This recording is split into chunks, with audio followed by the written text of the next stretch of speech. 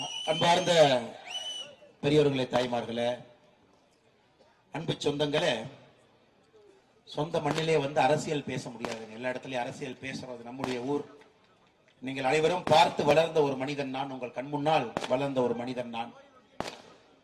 இந்த மண்ணிலே நம்முடைய விவசாய பெருமக்கள் எல்லாம் பார்த்து நிச்சயமாக ஒரு மாற்றம் வர வேண்டும் என்று அதன் பிறகு காவல்துறை பணிக்கு சென்று அதன் பிறகு இப்ப அரசியல்ல கால் பதித்து உங்களுக்கு சேவை செய்வதற்கு ஒரு பெரிய பாகியமாக நான் இருக்கக்கூடிய பாரதிய ஜனதா கட்சியை நான் கருதுகின்றேன். சகோதர சகோதரிகளே, பெரியோர்களே, தாய்மார்களே, அதுவும் குறிப்பாக நம்முடைய அரவக்குறிச்சி சட்டப்பேரவை தொகுதிக்கு இதற்கு முன்பே நாம் என் மண் என் மக்கள் யாத்திரையிலே வந்திருக்க வேண்டும். சில காரணங்களுக்காக தள்ளி போனதுங்க. கடைசியில இந்த நேரத்தில் இதை நடத்த வேண்டும் என்று முடிவு செய்யும் பொழுது நம்ம எல்லோருக்கும் பெரிய ஆச்சரியம். 100வது நாளாக கடைசியாக அது அரவக்குறிச்சிக்கே வந்து அமைஞ்சிருக்கு பாரு. என் மண் என் மக்கள் யாத்திரை ஜூலை 28ஆம் தேதி ஆரம்பிச்சிருந்த யாத்திரை கிட்டத்தட்ட 5 மாத காலமாக நடந்து கொண்டிருக்கிறது. தென் தமிழகம் முழுவதும் கடந்துங்க. மத்திய மண்டலம், கொங்கு மண்டலம், நடுப்பகுதி, நடுநாடு என்று சொல்வார்கள், விழுப்புரம், கள்ளக்குறிச்சி அந்த பகுதிகள் அதெல்லாம் முடிச்சுங்க.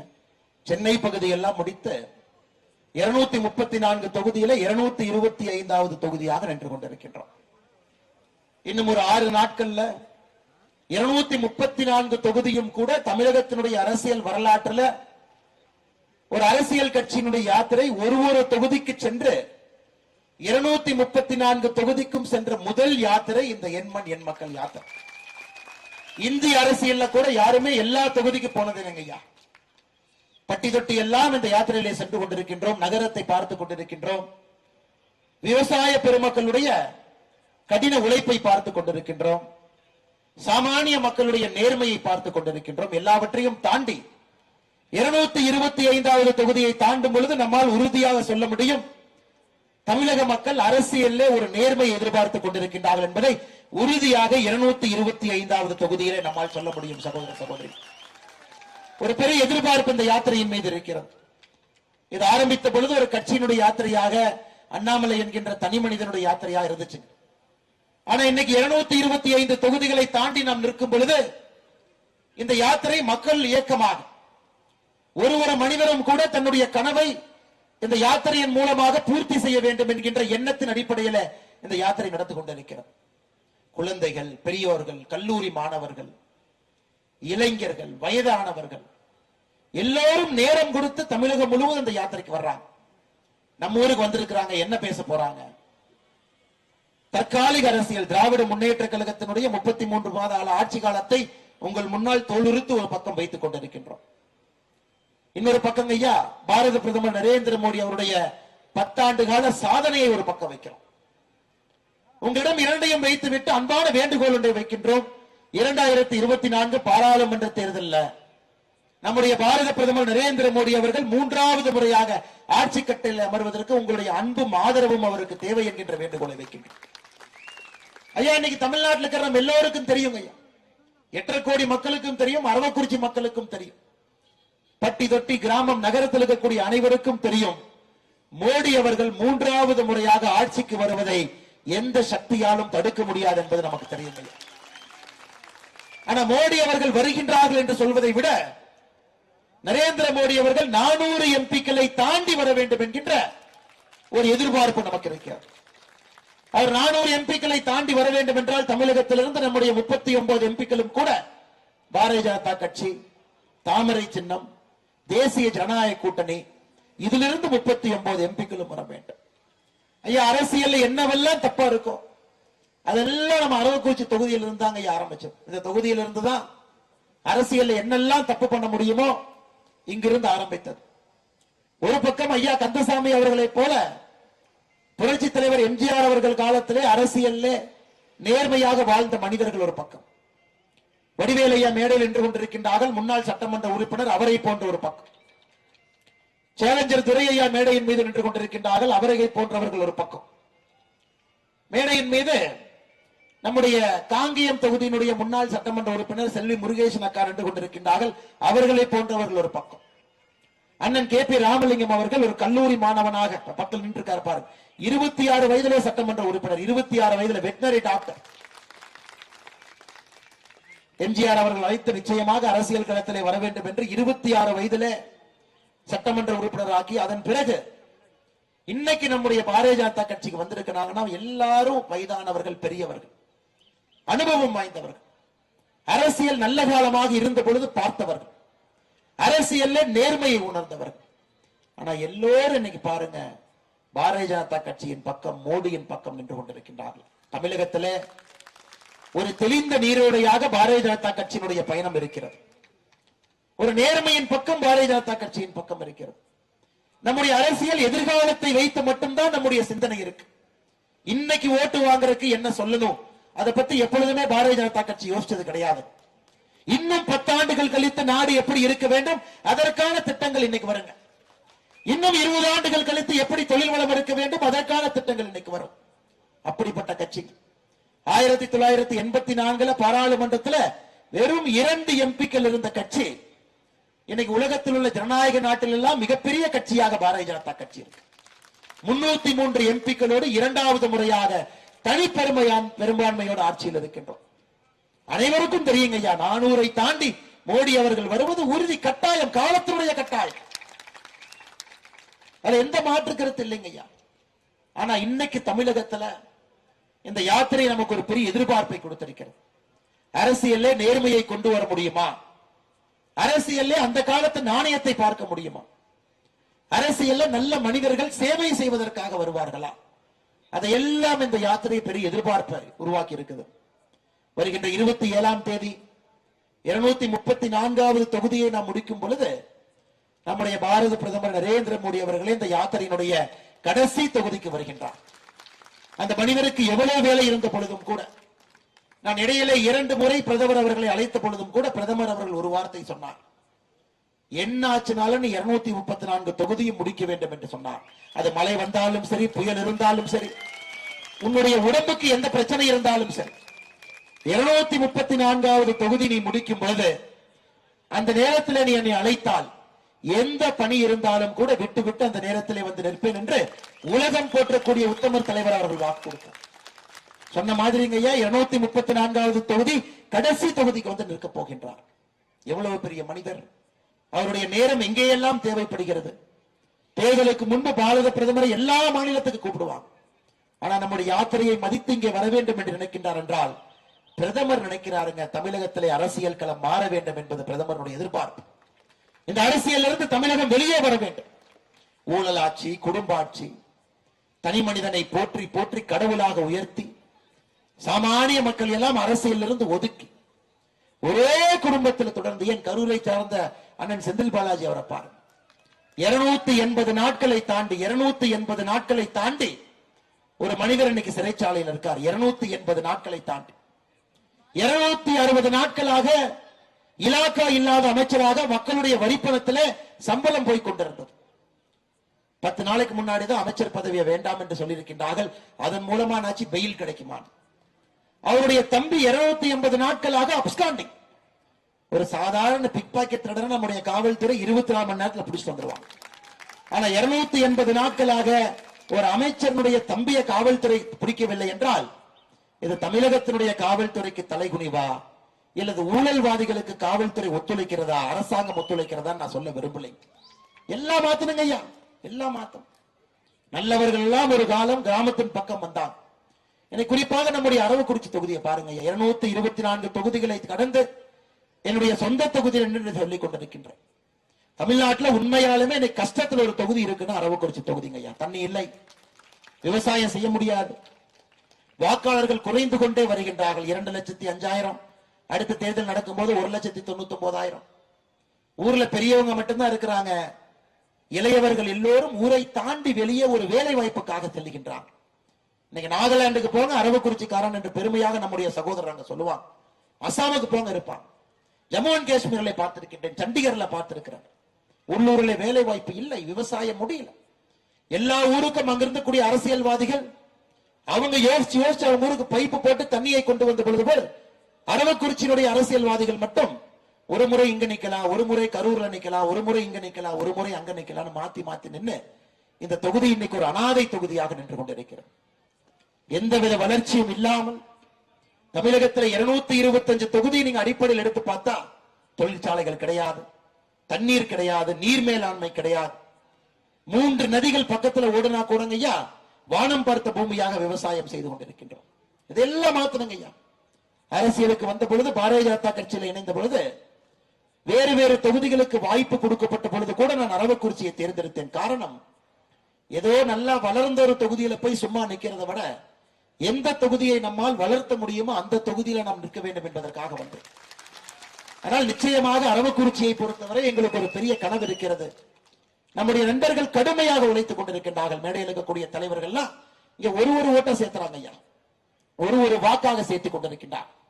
ஒருவராக அரவக்குறிச்சியிலே பாரதிய ஜனதா கட்சியின் பக்கம் மாறிக்கொண்டிருக்கின்றார், வளர்ச்சியின் பக்கம் வந்து கொண்டிருக்கின்றார், நேர்மையின் பக்கம் வந்து கொண்டிருக்கின்றார். அதனால்தான் எனக்கு ஒரு மிகப்பெரிய சந்தோஷங்க. 100வது தொகுதியாக இயற்கையை ஏற்படுத்தி கொடுத்து அரவக்குறிச்சி தொகுதியில 100வது நாளாக 225வது தொகுதியாக 100வது நாளாக நின்று கொண்டிருக்கின்றோம் என்றால் இயற்கை அந்த வாய்ப்பை நமக்கு உருவாக்கி கொடுத்திருக்கும். ஐயா, இந்த சூழலை எப்பொழுதும் நாம் விட்டுவிடக் கூடாது. இந்த சூழல் திரும்ப கிடைக்காது. மோடி அவர்கள் 10 ஆண்டுகள் அசைக்க முடியாத ஒரு சக்தி. உலக நாடுகளில் இருக்கக்கூடிய எல்லா தலைவர்களும் கூட முதல் தலைவராக இருக்கின்றார். அவருடைய அப்ரூவல் ரேட்டிங் 76% ஐயா. உலக மக்கள்கிட்ட போய் உலகத்தினுடைய மூத்த முதன்மையான தலைவர் யாருன்னு கேட்டீங்கன்னா மோடி அவர்களுக்கு 76% ஆதரவு இருக்கு. அப்படிப்பட்ட உலகத்தில் இருக்கக்கூடிய எல்லா மக்களும் மதிக்கக்கூடிய ஒரு தலைவர். குடும்பம் கிடையாது, யாரும் இல்லை, வளர்ச்சி மட்டுமே தன்னுடைய ஒற்றை குறிக்கோளாக இருந்து ஆட்சி நடத்தி கொண்டிருக்கின்றார். ஐயா, இந்தியால அரசாங்கம் என்றால், கட்சிகள் என்றால் ஊழல். கட்சியும் ஜனநாயகத்தையும் ஊழலை பிடிக்க முடியாது. பாராளுமன்றத்திலே பணத்தை வைத்து குதிரை பேரம் செய்த நாடு. எந்த மந்திரியாக இருந்தாலும் கூட திராவிட முன்னேற்ற கழகத்தை பாருங்க, 35 மந்திரியில 11 மந்திரிகள் மீது ஊழல் வழக்கு நீதிமன்றத்தில் நடந்து கொண்டிருக்கிறார். ஒரு மந்திரி சிறையில் இருக்கார், ஒரு மந்திரி எந்த நேரமும் சிறைக்கு செல்லக்கூடும் என்று இருக்கின்றார். அடுத்த 5 மந்திரிக்கு எப்ப வேண்டுமானாலும் தீர்ப்பு வரும் என்று இருக்கின்றார். இந்தியால ஜனநாயகத்தையும் ஊழலையும் பிடிக்க முடியாதுங்க ஐயா. அதிலே மோடி என்கின்ற மனிதன் 10 ஆண்டுகளாக நேர்மையான ஒரு ஆட்சியை நடத்த முடியும் என்று காட்டிக் கொண்டிருக்கின்றார். ஐயா, நல்ல தலைவனுக்கு இலக்கணம் அந்த தலைவன் மட்டும் நேர்மையாக இருக்கக்கூடாது, சுற்றி இருப்பவர்களையும் நேர்மையாக வைத்திருக்க வேண்டும். அதான் மன்மோகன் சிங் அவர்களுக்கும் நரேந்திர மோடி அவர்களுக்கும் இருக்கக்கூடிய மிகப்பெரிய வித்தியாசம். நரேந்திர மோடி ஐயாவோடு நம்முடைய அமைச்சரவையில் 75 அமைச்சர்கள் இருக்கின்றார். 76 பேரும் ஒரு குண்டூசியை திருடிவிட்டார்கள், மக்களுடைய வரிப்பணத்தை ₹1 சாப்பிட்டு விட்டார்கள் என்கின்ற குற்றச்சாட்டு காணாம 10 ஆண்டுகளாக நம்முடைய ஆட்சி நடந்து கொண்டிருக்கு. இன்னைக்கு கரூரை பாருங்க, கரூர் வளரணும், தொழிற்சாலைகள் வர வேண்டும், விவசாயத்தை மறுபடியும் திரும்ப மக்களுக்கு புனரமைத்து கொடுக்க வேண்டும், குறிப்பாக நீர் மேலாண்மையை மேம்படுத்த வேண்டும். தொலைநோக்கு பார்வையோடு திட்டம் இருக்கக்கூடிய பாரதிய ஜனதா கட்சி இன்னைக்கு கரூர் பாராளுமன்ற தொகுதியிலும் வரவேண்டிய பெரிய அவசியம் நமக்கு இருக்குங்க ஐயா. இன்னைக்கு ஒரு பக்கம் பாருங்க, திராவிட முன்னேற்ற கழகம் என்று சொன்னால் தமிழகத்தை கடன்கார மாநிலமாக மாற்றி இருக்கின்றார். நேற்று முந்தானேத்து போட்ட பட்ஜெட்டை பார்த்திருப்பேன். 8,23,000 கோடி கடன். ஒரு ரேஷன் அட்டையின் மீது 3,52,000 ஒரு ரேஷன் அட்டையின் மீது இருக்கக்கூடிய கடன். ஏன்னா நம்ம குழந்தைங்க எப்ப கட்டி முடிப்பாங்க நினைக்கிறீங்க? 8,23,000 கோடி கடனை நம்முடைய குழந்தைகள் கட்டுவதற்கு 86 ஆண்டுகள் வேண்டும். 86 ஆண்டுகள். உங்க குழந்தை வந்து பேரனுக்கு பேரா வந்துருமா? 86 ஆண்டுகள் வேண்டும். 8,23,000 கோடிய இப்ப இருக்கிற நிலைப்படி கட்டுறக்கு ஆளுங்கட்சிக்காரர்களுக்கு என்னங்க ஐயா? ஒரு குடும்பம் நல்லா இருக்கணும், அவன் கமிஷன் அடிக்கணும், அவன் கொள்ளையடிக்கணும், கடன் வாங்குவதே கமிஷன் அடி. அதற்காக திராவிட முன்னேற்ற கழகம் ஆட்சிக்கு வந்த பிறகு மட்டுமே 5 லட்சம் கோடியில கடன் இருந்ததை 8,23,000 கோடி கொண்டு போய் நடத்தி இருக்கிறான். ஒரு பக்கம் பாருங்க, எங்கே பார்த்தாலும் கூட சாராய கடை. 44,000 கோடி டாஸ்மார்க்கில் இருந்து வரக்கூடிய அரசு வருமானம் மட்டுமே. தொடர்ந்து பாரதிய ஜனதா கட்சி எல்லா இடத்திலும் சொல்றோம் ஐயா, இதை ஆணித்தரமாக சொல்லுகின்றோம், உறுதியாக சொல்லுகின்றோம். பாரதிய ஜனதா கட்சி நிச்சயமாக கள்ளுக்கடைகளை திறக்கும் என்பதிலே உறுதியோடு இருக்கின்றோம். எந்த மாற்று கருத்தும் இல்லை. ஒரு வீட்டுல ஒரு குழந்தை இருப்பதற்கு ஒரு 10 பனைமர சமங்கையா. 2 குழந்தை ஒரு வீட்டில் இருந்து அப்பா அம்மாவை பார்த்துக்குவாங்கன்னு எப்படி நம்புறீங்களோ, 10 பனைமரம் இருந்து அந்த வருமானம் அந்த 10 பனைமரம் உங்களுக்கு கொடுத்துரும். இன்னைக்கு பனைமரம் போன்ற ஒரு தங்கத்தை முன்னால் வைத்துக் கொண்டு யாரோ திராவிட முன்னேற்ற கழகத்தில் இருக்கக்கூடிய சாராய வியாபாரிகள் TR பாலுவோ ஜெகத் ரட்சகனோ நடத்தக்கூடிய சாராய ஆலையிலிருந்து வரக்கூடிய சாராயத்தை வாங்குவதற்கு டாஸ்மாக் தேவைப்படுகிறது. 44% கொள்முதல் ஒரு டாஸ்மார்க் ஐயா திராவிட முன்னேற்ற கழகத்தினுடைய சாராய ஆலை நடத்தக்கூடிய சாராய ஆலையிலிருந்து வருது. கள்ளுக்கடையை திறந்தால் என்ன தப்பு? அதுவும் குறிப்பாக இந்த பகுதியில் சொன்னாங்க, திமுக காரங்க மட்டும் கல்லு கட்டி வித்துக்கலாம்னு சொன்னாங்க. ஏதோ 1 லிட்டர் கல்லு 120 ரூபாய்க்கு விற்கிறாங்களானே, 120 ரூபா. அதுலயும் பாருங்க, அடுத்தது பாருங்க. நாம் சொல்வது விவசாய பெருமக்களுக்கு கல்லுக்கடையை திறந்து விடுங்கன்னா, அரவக்குறிச்சி இந்த பகுதியில திமுகவினுடைய சில நண்பர்கள் மட்டுமே அவர்கள் பனைமரத்துல கல்லை கட்டி 1 லிட்டர் 120 ரூபாய்க்கு வித்துக்கிட்டு இருக்காங்க. தென்னங்கள் வித்துக்கிட்டு இருக்கிறான், தென்னை மரத்துல கல்லு கட்டி வித்துக்கிட்டு இருக்கிறான். ஐயா, உறுதியாக இருக்கின்றோம், கல்லுக்கடை திறக்கப்பட வேண்டும். 3 ஆண்டுகள்ல டாஸ்மார்க் முழுவதுமாக மூடப்பட வேண்டும் என்பதில் பாரதிய ஜனதா கட்சி உறுதியாக இருக்குது. அது மட்டும் இல்லைங்க ஐயா, எல்லா இடத்திலும் இந்த யாத்திரை நடக்கும் பொழுது மக்களுக்கு சில விஷயங்களை சொல்லிக் கொண்டு வருகின்றோம். பாரதிய ஜனதா கட்சி ஆட்சி அமைக்கும் பொழுது நான் கேட்கிற கேள்விக்கு நீங்க கை மட்டும் தூக்கணுங்க. உங்களுடைய குடும்பத்தில் இதுவரை அரசு வேலை எட்டி பார்க்கவில்லை என்று சொல்பவர்கள் மட்டும் கை தூக்கணும். இதுவரைக்கும் என் குடும்பத்துக்குள்ள அரசு வேலை வரல.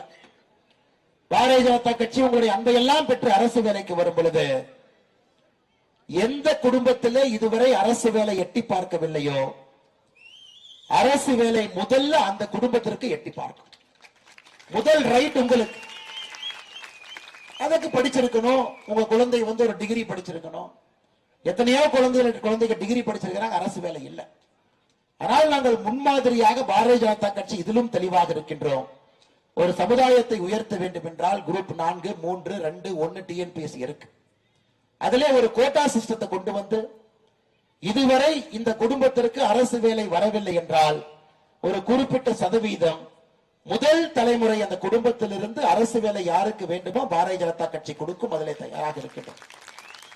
ஐயா, எனக்கு கல்வி, என்னை போன்ற மனிதர்கள் ஏதோ பெரிய ஒரு பாக்கியம் செய்திருக்க வேண்டும். ஒரு சாதாரண கிராமத்தில் பிறந்து நல்ல ஒரு தந்தை தாய் நல்ல கல்வி கொடுக்க வேண்டும் என்பதில் மிக குறிக்கோளோடு இருந்து நல்ல பள்ளிக்கூடங்களுக்கு அனுப்ப வேண்டும். அதன் மூலமாக அவர்களையும் வருத்தி கொண்டு எனக்கு கொடுக்க வேண்டிய கல்வியை எந்த விதத்திலும் கூட குறையில்லாமல் கொடுத்தார். அதற்கு முன்னால் நின்று பேசுறதுக்கு ஒரு வாய்ப்பு கிடைச்சிருக்கு. ஆனா எல்லா குழந்தைகளுக்கும் இந்த வாய்ப்பு இருக்குன்னு கேட்டீங்கன்னா கிடையாது. இங்கே வரும்பொழுது நம்முடைய கனிபாய் கடையை தாண்டி வந்தேன். நம்முடைய இஸ்லாமிய நண்பர் கனிபாய் அண்ணன் இருக்கிறான். நான் பல இடத்துல பலமுறை ஐயாட்ட சொல்லுவேன், கனிபாய்கிட்ட சொல்லுவேன், அண்ணே நான் ஒரு ஐபிஎஸ் அதிகாரியா இருக்கிறேன்னா 40% பங்கு உங்களுக்கு கொடுத்துறாங்க அப்படின்னு. ஒரு முறை கனிபாய் கேட்டார், நம்ம போலீஸ் ஸ்டேஷன் பக்கத்துல ஒரு கடை இருக்கு, ஏங்கன்னு கேட்டார். அப்ப கனிபாய்கிட்ட சொன்ன, இல்லண்ணே நான் சின்ன பையனா இருக்கும் போது எனக்கு ஒரு ஹிந்து பேப்பர், இங்கிலீஷ் பேப்பர் தேவைப்படும். திருச்சியிலிருந்து அந்த பேப்பரை பிரிண்ட் பண்ணி கரூருக்கு வரும். அதை கரெக்டா கனிபாய் கரூர்ல போன் பண்ணி ஒரு பஸ்ல போட சொல்லுவார். அந்த பஸ் கரெக்டா இந்த பக்கம் எல்லமேட்ல வரும். சின்ன தராகத்துக்கு வந்ததுக்கு அப்புறம் அந்த கனிபாய் அந்த பேப்பர் எடுத்து அதை இங்கிருந்து எங்க ஊருக்கு வர்ற ஒரு சின்ன மினி பஸ்ல போட்டு விட்டுருவார். ஒருவேளை அன்னைக்கு பேப்பர் தவறி போனா யாராச்சும் வந்து வாங்கிட்டு வருவாங்க. ஒரு பேப்பர் படிப்பதற்கு நான் எவ்வளவு இந்த ஊர்ல கஷ்டப்பட்டிருக்கேன் எனக்கு தெரியுங்க ஐயா. திருச்சியிலிருந்து வரக்கூடிய பேப்பர் 3 பஸ் மாறி வரும். எங்க இருக்கக்கூடிய கனிபாய் ஒரு நாளும் கூட அந்த பேப்பர் மிஸ் ஆகாம போடுவாருங்க ஐயா. என் தந்தையும் கனிபாயும் ஒரு காரணம். ஒரு நாளும் ஒரு பட்டிக்காட்டில் இருக்கக்கூடிய பையனுக்கு ஒரு நியூஸ் பேப்பர் வருவது எவ்வளவு கஷ்டம் எனக்கு தெரியுங்க ஐயா. ஒரு நாள் தவறில்லாம வந்து சேரும், என்ன பிரச்சனையாக இருந்தா. ஆனா எல்லா குழந்தைகளுக்கும் அந்த வாய்ப்பு இருக்கா? இல்லை. தரமான கல்வி என்பது எட்டாக்கணி. கான்வென்ட் ஸ்கூல் 1.5 லட்சம் 2 லட்சம், சென்னைக்கு வாங்க 5 லட்சம் எல்கேஜிக்கு ஃபீஸ் கொடுக்கிறோம், 5 லட்சம்.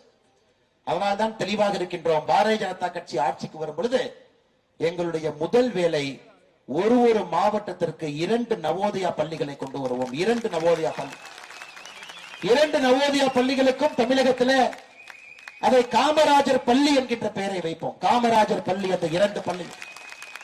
எப்படி ஒரு பட்டிக்காட்டில் இருக்கக்கூடிய குழந்தைக்கும் நகரத்தில் இருக்கக்கூடிய குழந்தைக்கும் சமமான கல்வி கிடைக்க வேண்டும் என்பதற்காக பாரதிய ஜனதா கட்சி உழைப்போம். தெரியலீங்க, பட்டிக்காட்டுக்கு அது வர்றதில்லை. இன்னைக்கு ஏன் பட்டிக்காட்டுல இருந்து நம்முடைய சொந்தங்கள்லாம் நகரத்தை நோக்கி போறாங்க?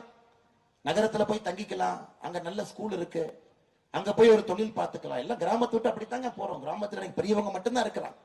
2 ஆடு மாடு 2 மாடு, பெரியவங்க 2 பேர் தான் உள்ளூருக்குள்ள இருக்கிறாங்க. அதை எல்லாம் உடைப்பதற்கான முயற்சி பாரதிய ஜனதா கட்சி எடுக்கும். அதுல எந்த மாற்று கருத்தும் இல்லை. எதுக்கு நான் எல்லாம் சொல்றேன் ஐயா, எங்களை பொறுத்தவரை ஒரு திட்டம் இருக்கு.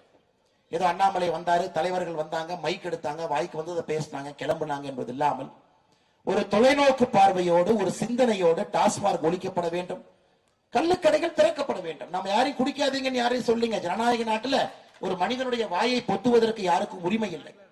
நாங்க என்ன சொல்றோம்னா, இந்த ரசாயன சாராயத்தை குடிக்காதீங்க, கள்ளுக்கடை இருக்கு, நாங்கள் திறந்து வைக்கின்றோம், அதை பார்த்துக்கங்கன்னு தான் எங்களால சொல்ல முடியுங்க ஐயா. அதே நேரத்தில் தரமான கல்வியை கிராமத்தை நோக்கி கொண்டு வருகின்றோம் என்று சொல்லுகின்றோம். அதே நேரத்தில் ஒரு கிராமம் மட்டும் என்ன பாவம் செய்தது? 3 நதிகள் அந்த கிராமத்துக்குள்ள போய் கூட நீர் மேலாண்மை இல்லாம அந்த கிராமம் என்னங்க பாவம் செஞ்சிச்சு? எல்லா கிராமத்துக்கும் பட்ஜெட்ல முதல் பட்ஜெட்லயே ஒரு குறிப்பிட்ட பணத்தை ஒதுக்கி நீர் மேலாண்மைக்காக ஒதுக்கக்கூடிய தன்மை பாரதிய ஜனதா கட்சி.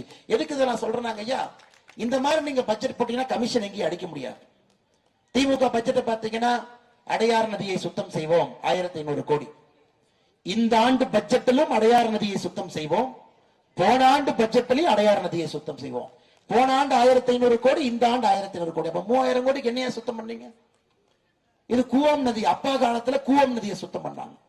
இன்னைக்கு பையன் காலத்துல கூவம்னு பேரு சொன்னா மக்கள் சிரிச்சிருவாங்க. இன்னைக்கு அடையார் நதியை சுத்தப்படுத்தும். திராவிட முன்னேற்ற கழகத்தினுடைய பட்ஜெட்டை பாருங்க, கமிஷன் போடுவதற்காகவே அந்த பட்ஜெட் இருக்கும். ஆனா பாரதிய ஜனதா கட்சியை பொறுத்தவரை தொலைநோக்கு பார்வையில் அடுத்த 5 ஆண்டுகள் 10 ஆண்டுகள் மனித வளர்ச்சி வர வேண்டும் என்றால் கல்விக்கு என்ன முக்கியத்துவம் கொடுக்கணும், சுகாதாரத்துக்கு என்ன முக்கியத்துவம் கொடுக்க வேண்டும். காவல்துறை, காவல்துறை மாதிரி ஒரு கொடுமையான துறை எங்கேயுமே இல்லைங்க ஐயா. 16 மணி நேரம் 17 மணி நேரம் அவர்கள் வேலை. இதுல பாரதிய ஜனதா கட்சி உறுதியா இருக்கும். இன்னைக்கு பாருங்க, காவல்துறைக்கு உண்மையாலும் நேர்மையாக அவங்க பக்கம் நிக்கிற ஒரே கட்சி பாரதிய ஜனதா கட்சி. ஆனா காவல்துறை யாரை ஃபர்ஸ்ட் அரெஸ்ட் பண்ணுவாங்கன்னா பாரதிய ஜனதா கட்சியினுடைய தொண்டர்களை தான். சோசியல் மீடியால போஸ்ட் போட்டாங்க, எங்கேயோ கொடியேற்றினாங்க. அது ஒரு நல்ல ஒரு புதுக்கோட்டையில ஒரு அம்மா நல்ல ஜோக் சொன்னாங்க. அண்ணே, வீட்டுல 100 பவுன் காணாம போயிருச்சுனே, காவல்துறைக்கு போன் பண்ணி பார்த்தேன் ஒருத்தரும் வரல. அண்ணே, பாரதிய ஜனதா கட்சி கொடியேற்றுறாங்கன்னு சொன்ன உடனே கிளம்பி வந்தாங்கன்னா எஃப்ஐஆர் போட்டாங்க. ஐயா, அது போன்ற இன்னைக்கு வளருகின்ற கட்சியின் மீது ஒரு வன்மம் ஆட்சியாளர்களுக்கு. காவல்துறையை ஏவல் துறையாக பயன்படுத்திக் கொண்டிருக்கின்றார்கள். ஆனால் நாங்கள், எங்களுக்கு போட்டியோ பொறாமையோ இல்லைங்க. காவல்துறையை எப்படி மறுசீரமைப்பது என்று யோசித்துக் கொண்டிருக்கின்றோம். இன்னைக்கு அவர்கள் வாங்கக்கூடிய சம்பளம் ஒண்ணுமே இல்லைங்க. அந்த சம்பளத்தில் ஒரு குடும்பம் நடத்தவே முடியாது. தெலுங்கானா காவல்துறையை பாருங்க, தமிழ்நாட்டினுடைய காவல்துறையை பாருங்க, சம்பளத்தை ஒப்பிட்டு பாருங்க. அதனால்தான் நாங்கள் சொல்லி இருக்கின்றோம், முதல் நாள் பாரதிய ஜனதா கட்சி ஆட்சிக்கு வரும் பொழுது காவல்துறையினுடைய சம்பளம் இரட்டிப்பு செய்யப்படும் என்று சொல்லி இருக்கின்றோம். சம்பளம் கொடுக்க நேர்மையா இருங்க, நேர்மையா இருங்க, பண்பாருங்க, பொதுமக்கள்கிட்ட டைட்டா பேசாதீங்க, சத்தம் போட்டு பேசாதீங்க, மென்மையா பேசுங்க. என்ன வேணுமோ ஆட்சிகளை செய்து கொடுக்கின்றோம். அதே நேரத்தில் 8 மணி நேரத்துக்கு மேல வேலை செய்யாதீங்க. இதை 225 தொகுதியிலிங்க ஐயா, எல்லா இடத்திலும் இதை பற்றி பேசிக் கொண்டு வருகின்றோம். கல்வியை பத்தி, சுகாதாரத்தை பத்தி, காவல்துறையை பத்தி, நீர் மேலாண்மையை பத்தி, விவசாயத்தை பத்தி, சாராயத்தை பத்தி, கள்ளுக்கடைகளை பற்றி. அதனால இந்த யாத்திரையை பொறுத்தவரை மக்களுக்கு ஒரு விதத்தில், ஒருவேளை பாரதிய ஜனதா கட்சி 2026 நாம் வாய்ப்பு கொடுக்க வேண்டும் என்றால் அந்த ஆட்சி எப்படி இருக்கும் என்பதற்கு இந்த யாத்திரையிலே உங்களுக்கு நாங்கள் கோடிட்டு காட்டிருக்கக்கூடிய பேச்சுக்களே ஒரு சாட்சிங்க ஐயா. இப்படித்தான் நம்ம ஆட்சி இருக்கும். நம்ம ஆட்சியை பொறுத்தவரை தொலைநோக்கு பார்வையில இளைஞர்களுக்கு வேலை வாய்ப்பு. திமுகவுடைய தேர்தல் அறிக்கையை பாருங்க. 2021 தேர்தல் அறிக்கையில சொல்லியிருப்பார்கள், நாங்கள் ஆட்சிக்கு வந்தால் 3,50,000 பேருக்கு அரசு வேலை. 5 ஆண்டுகள்ல 3,50,000 பேருக்கு அரசு வேலை. ஐயா, டிஎன்பிஎஸ்சி குரூப் 1 எக்ஸாம் நடத்தி 14 மாசம் ஆகுது, ரிசல்ட் வரல. குரூப் 2 குரூப் 2A ரிசல்ட் வரல. குரூப் 3 ரிசல்ட் வரல. குரூப் 4 மட்டும்தான் ரிசல்ட் வந்திருக்கு. டூரிஸ்ட் எக்ஸாம் நடத்தி இருக்கிறாங்க, கம்பைன்ட் இன்ஜினியரிங் எக்ஸாம் நடத்தி இருக்கிறாங்க. இந்த 6 பரீட்சை நடத்தி இருக்கின்றாங்க. 5 ஆண்டுகளுக்கு நீங்க 3,50,000 பேருக்கு அரசு வேலை கொடுக்குறீங்கன்னா 33 மாதத்திற்கு 1,75,000 பேருக்கு அரசு வேலை கொடுத்திருக்க வேண்டும். ஆனா இன்னைக்கு திராவிட முன்னேற்ற கழகத்தினுடைய அரசுல டிஎன்பிஎஸ்சி மூலமாக வந்திருக்கக்கூடிய அரசு வேலைகள் வெறும் 10,600. 10,600 எங்க இருக்குதுங்க? 3,50,000 எங்க இருக்கு? டிஎன்பிஎஸ்சிக்கு மெம்பர் இல்ல, டிஎன்பிஎஸ்சிக்கு சேர்மன் இல்ல, யாரும் இல்லை. எல்லாம் சொந்தக்காரங்க, கூட இருந்தவங்க. இவங்களே நீங்க கவர்னர் அனுப்பிச்சா எப்படி கவர்னர் கையெழுத்து போடுவாரு? என்ன இளைஞர்கள் ஒரு பக்கம் படிப்புக்கேற்ற வேலையோ வேலைக்கேற்ற ஊதியமோ இல்லாமல் திண்டாடி கொண்டிருக்கின்றார். இதை மாத்தணுங்க ஐயா. கிராமப்புறத்திலே நம்முடைய சகோதர சகோதரிகள் இன்னைக்கு மோடி ஐயா அவர்கள் பார்த்து பார்த்து உங்களுக்கு ஒரு திட்டம் கொடுத்தாலும் கூட அது உங்களுக்கு வந்து சேரக்கூடாது என்பதுல இங்க இருக்கக்கூடிய திராவிட முன்னேற்ற கழகத்தினுடைய ஆட்சி தெளிவா இருக்கிறார். ஐயா, தமிழகத்தில் இன்னைக்கு பாரதிய ஜனதா கட்சி ஒரு பக்கம் ஆக்ரோஷமா இருக்கிறோம். எங்களுக்கு கட்சியினுடைய உறுப்பினர்கள் யாரு மேலே கோபம் இல்லைங்க. 2 கட்சிகளும் வேண்டாம் என்கின்ற நிலைப்பாட்டிலே பாரதிய ஜனதா கட்சி நின்று கொண்டிருக்கிறது. ஒரு மாற்றத்தை இந்த மண்ணிலே, உண்மையான மாற்றத்தை கொடுக்க வேண்டும். இரண்டு கட்சிகளுக்கு முதல்ல இருந்த தலைவர்கள் மாதிரி இப்ப இல்லைங்க. இவர்கள் இருந்த பொழுது அந்தந்த கட்சிகளை எப்படி தலைவர்கள் புரட்சி தலைவர்களாக மாபெரும் இரும்பு மனிதர்களாக எப்படி இருந்தார்களோ இன்னைக்கு இல்லைங்கய்யா. இன்னைக்கெல்லாம் தனி மனிதன் துதிப்பாடக்கூடிய கட்சிகளாக மாறி இருக்கு. ஆனால் நாங்கள் தெளிவாக இருக்கின்றோம். உங்களுடைய ஆதரவோடு அன்போடு 2024 ஐயா 2026 நடைபெற போகின்ற ஆட்சி மாற்றத்திற்கான அறிகுறி 2024 தமிழகத்திலே வர வேண்டும். மோடி அவர்கள் 400 எம்பிக்களை தாண்டி அமரும் பொழுது நம்முடைய ஊரில் இருந்து 39 எம்பிக்கள் அங்கே வந்திருக்க வேண்டும் ஐயா. அதை நீங்க மனசு வைக்கணும். ஒரே ஒரு நம்பிக்கை, ஒரு ஓட்டு, ஒரே ஒரு ஓட்டுங்க ஐயா. 5 ஆண்டுகளுக்கு நீங்க நல்லா யோசிச்சு பாருங்க. 5 ஆண்டுகளுக்கு 4 ஓட்டு போடுறேன். பாராளுமன்றத்திற்கொன்று, சட்டமன்றத்திற்கொண்டு, பஞ்சாயத்துக்கொன்று, நகர்ப்புற உள்ளாட்சி தேர்தலுக்கு ஒன்று 4 ஓட்டு போடுறேன். யாராவது இங்க 20 ஆண்டுகளா ஓட்டு போட்டிருக்கீங்கன்னா 16 ஓட்டு போட்டிருப்பீங்க. 30 ஆண்டுகளா ஓட்டு போட்டிருக்கீங்கன்னா 24 ஓட்டு போட்டிருப்பீங்க. அந்த ஓட்டுனால ஏதாச்சும் மாற்றம் வந்திருக்கா? உங்களுடைய கைரேகம் தேய்ந்தது மட்டும்தான் மிச்சம். அதனால் சகோதர சகோதரிகளை, பெரியவர்களை, தாய்மார்களை, அன்பான வேண்டுகோள், ஒரே ஒரு முறை நம்பிக்கையோடு பாரதிய ஜனதா கட்சிக்கு, மோடி அவர்களுக்கு நீங்கள் வாக்களிக்க வேண்டும். மாற்றத்தை நீங்க பார்க்கணும். அந்த 2024 இருந்து 26 வரைக்கும் நீங்க மாற்றத்தை பார்த்துட்டு 26 முடிவு செய்யுங்கள். பாரதிய ஜனதா கட்சி தமிழகத்திலே ஆட்சியிலே அமர வைக்க வேண்டுமா என்கின்ற முடிவை நீங்க 2026 எடுங்க. ஆனால் அதற்கு நீங்கள் பதம் பார்க்க வேண்டும். நம்முடைய வாக்கு உண்மையாலுமே தமிழகத்தில் பாரதிய ஜனதா கட்சிக்கு வேண்டும் என்றால் முதல்ல பாரத பிரதமர் நரேந்திர மோடி அவர்களுக்கு நம்முடைய ஓட்டு போகணும். அந்த மாற்றத்தை நீங்க பார்க்கணும். இந்தியா முழுவதும் மாற்றத்தை பார்க்கணும். இங்கே சில எம்எல்ஏக்கள், முன்னாள் சட்டமன்ற உறுப்பினர்கள் சொன்னாங்க, டெல்லியில 2 நாட்கள் நம்முடைய செயற்குழு கூட்டத்துக்கு வந்தாங்க. நம்முடைய தலைவர்கள் கட்சியில் இணைந்த நம்முடைய புது சட்டமன்ற உறுப்பினர்கள் புதுடெல்லியில பாரதிய ஜனதா கட்சியினுடைய செயற்குழு கூட்டம்.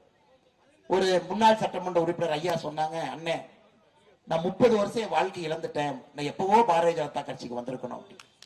நான் கேட்டேன், ஏங்க ஐயா அப்படி சொல்றீங்க? அப்படி ஏங்க ஐயா, ஏங்கம்மா அப்படி சொல்றீங்க? சொன்னாங்க, பிரதமரும் நாங்களும் சமமாக ஒரே இடத்துல அமர்ந்திருக்கின்றோம். எங்களுக்கு பக்கத்துல பிரதமர் டீ சாப்பிடுறாரு, இந்த பக்கம் நிர்மலா சீதாராமன் இருக்கிறாங்க, திரும்பினீங்கன்னா ராஜ்நாத் சிங் இருக்கிறாங்க, இங்க பாத்தீங்கன்னா இன்னொரு தலைவர் இருக்கிறாங்க. எங்களுக்குள்ள தொண்டனோ தலைவனோ என்கின்ற பாகுபாடு எங்கேயும் 2 நாட்கள் நாங்க பார்க்கல. அனைவரையும் சமமாக, அனைவரும் சமம். அந்த நேரத்தில் தலைவன், அந்த நேரத்தில் தொண்டன் என்கின்ற கோட்பாடு இருக்கக்கூடிய பாரதிய ஜனதா கட்சி இன்னைக்கு முழுமையாக நாங்கள் பார்த்திருக்கின்றோம். 30 ஆண்டுகளுக்கு முன்பே நாங்கள் பாரதிய ஜனதா கட்சிக்கு வந்து உழைத்து இந்த கட்சியை ஆட்சிக்கு கொண்டு வந்திருக்க வேண்டும் என்று மேடையில் இருக்கக்கூடிய ஒரு தலைவர் என்னிடம் சொன்னார். அப்படிப்பட்ட அற்புதமான ஒரு சித்தாந்தம் இருக்கக்கூடிய கட்சி. என்னை போன்ற சாமானிய மனிதனுங்க ஐயா, இந்த கிராமத்துல, இந்த ஊர்ல, விவசாய குடும்பத்துல பிறந்து இன்னைக்கு நரேந்திர மோடி அவர்களுக்கு சமமாக அமர்ந்து எந்த பிரச்சனையாக இருந்தாலும் ஒரு தொலைபேசி மூலமாக அவருக்கு அழைத்து சொல்லக்கூடிய ஒரு தகுதி இந்த கட்சி கொடுத்திருக்குன்னா, ஒரு முதல் தலைமுறை விவசாய குடும்பத்திற்கு கிடைத்திருக்கக்கூடிய மரியாதை இது இந்தியால எந்த கட்சி கொடுக்காதுங்க. எந்த கட்சி கொடுக்காது. அரசியல் 30 வருஷம் ஆச்சுங்களாங்க ஐயா. நம்ம அரசியலுக்கு 40 வருஷம் ஆச்சு. இந்தியாவில் இருக்கக்கூடிய மாநில தலைவர்களே நம்முடைய வயசு தாங்க ஐயா குறைவு. 38, 39 வயசுல நாம தான் இருக்கும். அவ்வளவு மரியாதை ஏன் கொடுக்கிறாங்கன்னா, முதல் தலைமுறை மனிதனுக்கும் அந்த மரியாதை இந்த கட்சியில் இருக்கு. யாராக இருந்தாலும் கூட சமமாக இந்த கட்சி நடத்தும்.